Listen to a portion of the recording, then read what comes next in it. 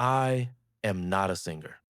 Ever since sixth grade karaoke scarred me, picture 13-year-old me confidently belting My Heart Will Go On into a frozen burrito because the mic broke, I've stuck to humming in the shower. So when my roommate said, come to the theater thing tonight, zero pressure, I assumed we'd sway with glowing headphones like civilized introverts. The lobby smelled of old popcorn and broken dreams. A lady with clipboard epaulets spotted me, squealed perfect pirate energy, and shoved a tricorn on my head before I could mumble, I just came for, disco. Next thing, I'm on stage with kids half my age, trying to lip sync lyrics I don't know while the pianist glares like I personally drowned his parrot. Turns out pirate energy is code for tenor who can hit a high C. I delivered a squawking seagull choke that cracked lights and made a toddler cry. The director cut the number, thanked me for creative interpretation, and handed me a pity cookie. Showed up for Silent Boogie, became the off-key scurvy dog who murdered Melody. Ever misread a plan so badly you accidentally joined something you can't escape? Or am I the lone swashbuckling stooge? This was last night. But goalie! I ordered Chinese food for delivery, and when my partner and I went downstairs to pick up from the driver, all words left my brain. I opened the door to the vestibule and we locked eyes. No thoughts, words gone. The air was sharp like glass. Still, nothing. Thankfully, she eventually broke the silence and realized I was the one who ordered the food. She thought my partner and I were leaving, but he just came with me as a safety thing. God, it was so awkward. I'm more of Zillennial by nurture and am very uncomfortable with eye contact, so I think this just broke me. But now the driver probably thinks I'm just another brain rot Zoomer. If you're out there, I'm sorry for the awkwardness. I can't promise it won't happen again, lol. I'm 28F a bum, the black sheep of the family. Everyone in my family has made that clear ever since I can remember. I get it. I wasn't close with them growing up. I was closed off. I was secretive. I didn't share about my feelings or what's going through my head. They didn't bother knowing or asking anyway, so I didn't bother sharing as well. I just didn't understand why I was like that until I was diagnosed a few years back as being neurodivergent. Then everything made sense. But the main reason they call me the black sheep is because I don't really have a stable job. I'm a freelancer. I don't get much from it, only enough to get me by. Which also means I don't contribute to the house bills as much. I'm Asian and I'm expected to give monthly contributions to my parents. I can only give them money for groceries. Unlike my sister who's working abroad, whatever they ask, my sister can give. Which is why I've applied for a better paying and a more stable job. I'm just so sick of feeling like I'm being left behind in life. Now, here's where I F you. I owe my sister money, over $1K in exact, accumulated over 1 year. She told me to pay her back every month until I pay it off. Sometimes I pay her, sometimes the payment gets delayed, and when the payments get delayed, she tells me to pay her life insurance instead, which I didn't. I missed 5 payments for her life insurance already. I'm still planning to pay it once I get my shit together, but it'll just take some time. The problem is, she's coming home for Christmas, and when she finds out that I haven't been paying her life insurance, I'll be dead. Literally. Because if there's one thing I hate the most, it's confrontations. That's when I'm at my weakest. I've been stressing about ever since I found out that she was coming home. I couldn't tell them the truth, as I might get disowned. So, people of the internet, please help me. I just need enough to pay what I owe her. I just need one chance to get my shit together. I'm a pretty spiritual person, so I occasionally cleanse my room space with sage and or incense. Last night was a full moon, and I typically do some sort of a cleansing ritual. It had been a while since I'd burned sage, and I figured, why not? Normally, I have a window open when I do this, but it was cold outside, so the window was shut. As you can image this, absolutely turned my room into a smoke-filled hotbox. It was fine at first, but eventually got a little overwhelming, and I had to open a window. Here's the fuck up. I forgot to close the door to my closet. I didn't realize until I went to get dressed this morning and realized all of my clothes reeked of sage smoke. Not necessarily a big deal, but of course I had to go into the office today. I'm hybrid, 3 days in office. And I had a meeting to attend with my boss and some higher ups. I thought that I could cover it up with fragrant spray and perfume, and maybe it would dissipate with the wind blowing today. No use. My office is full of health nuts. It's well known that smoking is a big no no. They can't fire someone for smoking, obviously, but it's a bit of an unwritten rule and would make me look really bad. Now I'm just times teen bricks, waiting to see what happens, hoping either the meeting gets canceled or the scent wears off. My company was hosting a huge mandatory event last night with clients and management. I was already feeling anxious about making conversation because it was my first time, so I went to my roommate's pantry beforehand to make some calming mushroom tea. My roommate is heavily into foraging and holistic wellness. I found the jar labeled tea with something dried on it and decided to make a brew and drank it fast because TBH, the smell and taste isn't my favorite. When I got to the venue, I realized my mistake immediately. I did not feel calm at all. I felt the absolute opposite. My roommate later confirmed that the label I used was for his special shroom tea, which was kinda potent. The event started, and within 30 minutes, I couldn't track a single conversation. I kept staring at the buffet centerpiece and swear those have like floating geometric patterns that I couldn't explain. And I was convinced the ice sculpture of the company logo was sending me secret coded messages. I ended crying and talking to my friend about the ice sculpture sending me messages that I couldn't understand. My friend drove me home and she was very supportive that time. It all started a few weeks ago when I handed in my CVs due to my family pressuring me to do so. So I handed a few in different places, hoping I don't get one, but as you can see clearly, that didn't work out. Just a week ago, I got an interview for a massive UK brand supermarket, really well known, and so on. I started this Tuesday, and from then, I now regret everything. I wish I could clean the house, help more, and be able to sleep whenever I want. First, I have a massive hole in my turtleneck jumper. Then, I get told to do things I have no effing clue. Then, I have to carry these heavy boxes. The mysterious leg pain starts too. I bend down, it hurts. I kneel, it hurts. I continue, boxes almost falling onto me and other workers.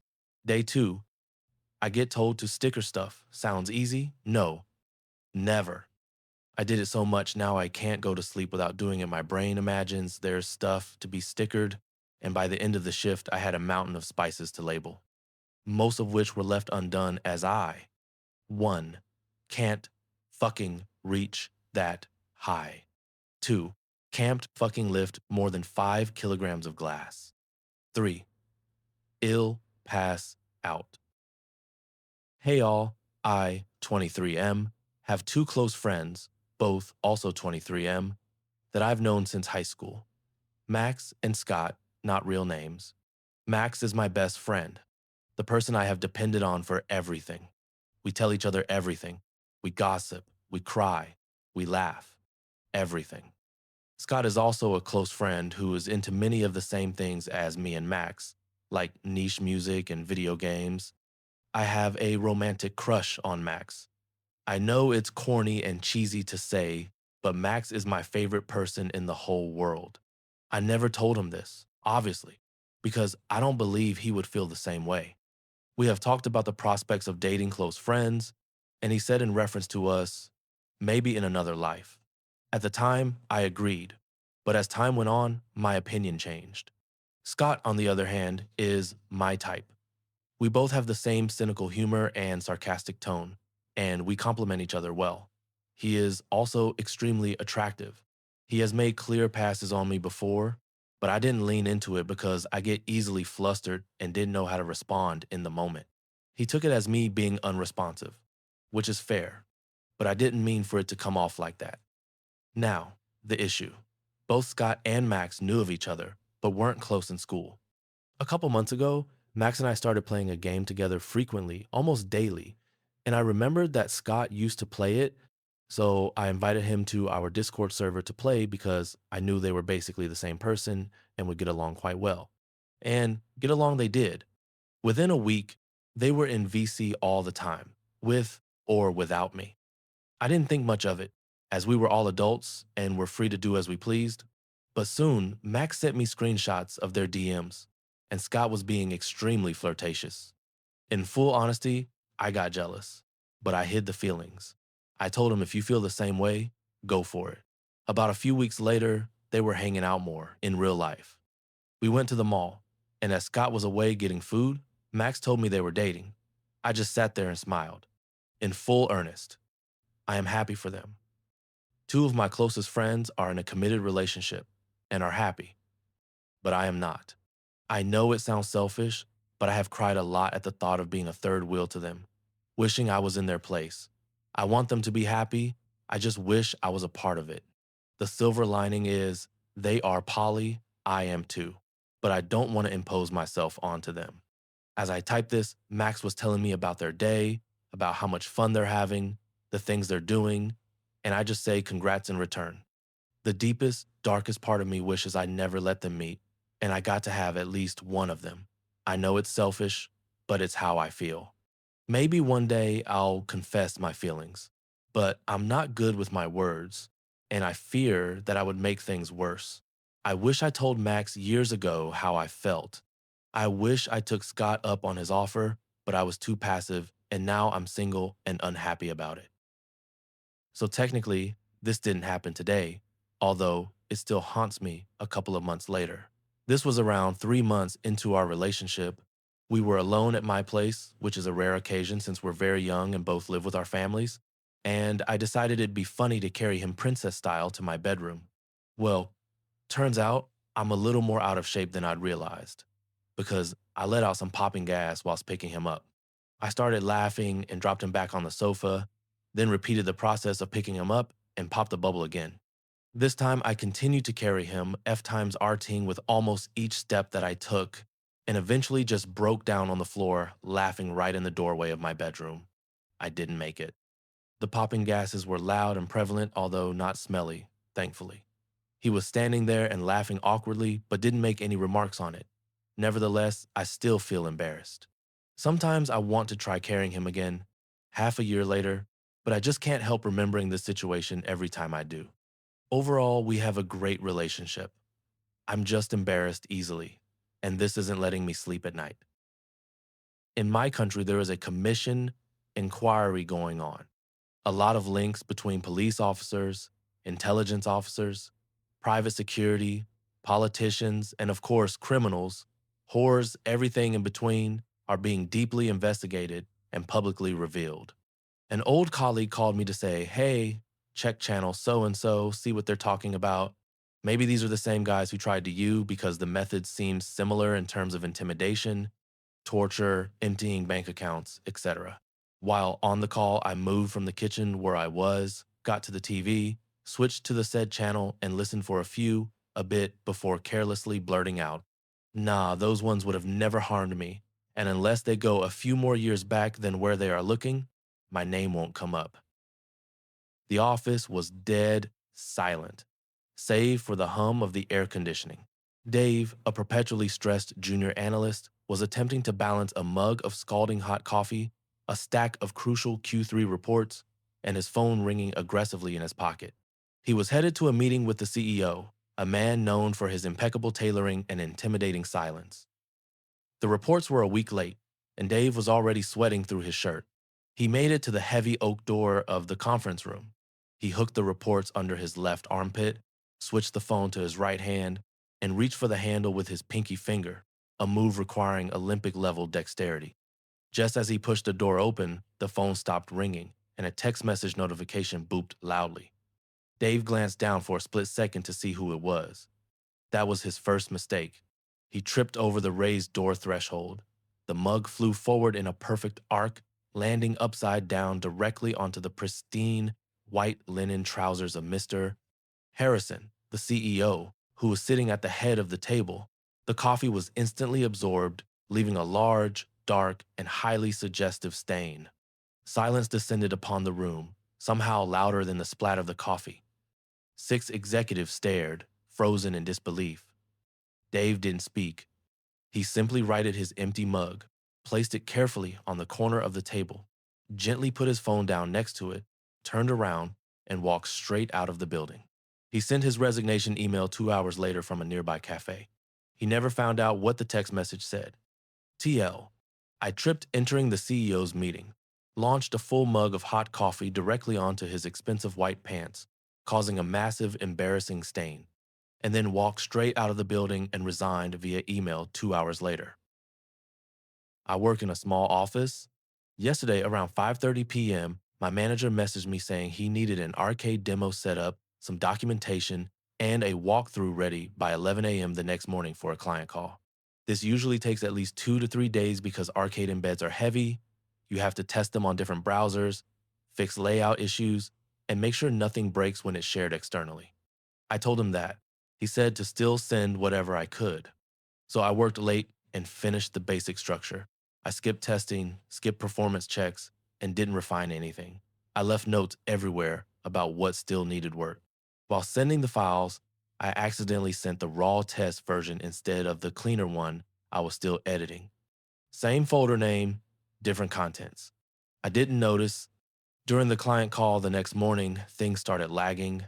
A couple of features weren't working properly, and the client started asking questions that clearly assumed this was a finished build. My manager messaged me asking why parts felt incomplete. I told him that this was the version I had made under the deadline. After the call, they decided the entire thing needs to be rebuilt properly before the next review, with full testing and, with my help, so the work that was supposed to be done overnight is now a multi-day project anyway. I didn't do anything on purpose. I just sent what I had at the time. I woke up chewing something floral and waxy. My half-conscious brain said leftover cookie, so I kept chomping. It was not a cookie. At 3 a.m., I cracked my eyes open enough to see my roommate's handmade, patchouli-heavy, shea buttery deodorant stick clenched like a Slim Jim. I spat this sad beige noodle across the bed, but the damage was done. My tongue went numb and my molars are still squeaking together like two balloons. Roommate found me hunched over the sink, gargling dish soap, laughing so hard I nearly puked. She was less entertained when I confessed the carnage to the entire stick.